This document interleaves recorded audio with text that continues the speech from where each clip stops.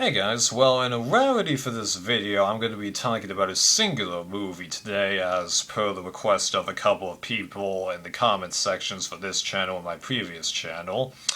I'm going to be discussing Fight Club, and yes, I have seen the movie, I just haven't opened the Blu-ray yet. So,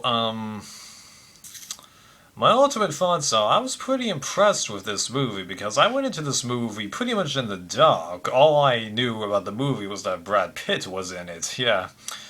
So when I saw that Edward Norton was also in the movie and that he was the main character, I was just like, I don't really think that this is going to be good, but then I see what his character is going through and I go, actually, you know what, this is pretty interesting because multiple times, in hindsight, I've been where Edward Norton character is, and arguably I'm still there now, you know, where you feel like self-confidence in yourself is pretty low, that you haven't really been doing that much with your life and not too sure where you're going to go.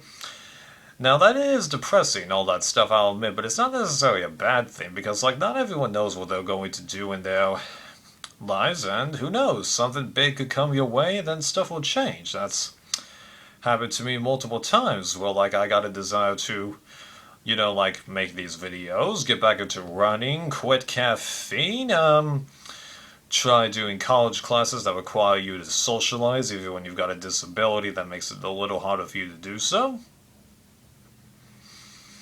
And stuff like that. Sooner or later something's going to happen to me where I go through a bit of a change in my life, yeah. So that was pretty interesting, having me fill his shoes and then comparing him to Brad Pitt, where Brad Pitt is the person who's very confident, can read people very well, and has a natural leader ability to him, kind of like how I think my father and my uncle and possibly my brother could be at. He hasn't fully realized the leadership bits, but he could be one. I don't know.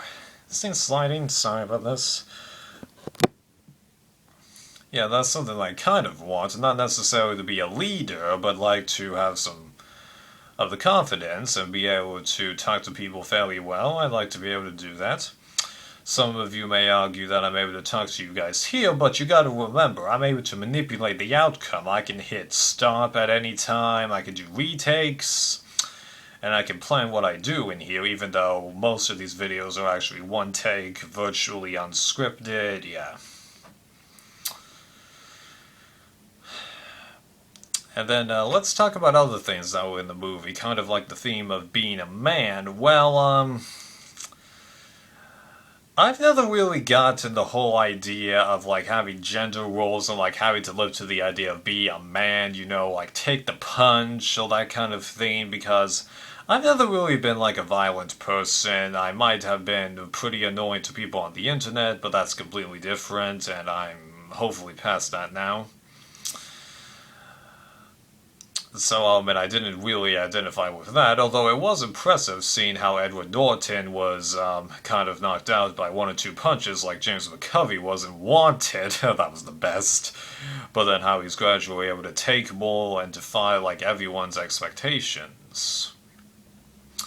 And then that plot twist where it's actually revealed that Brad Pitt is a manifestation of Edward Norton entirely. That's a pretty nice thing to do. Alter personality, almost. Yeah, I did not see that coming one bit at all.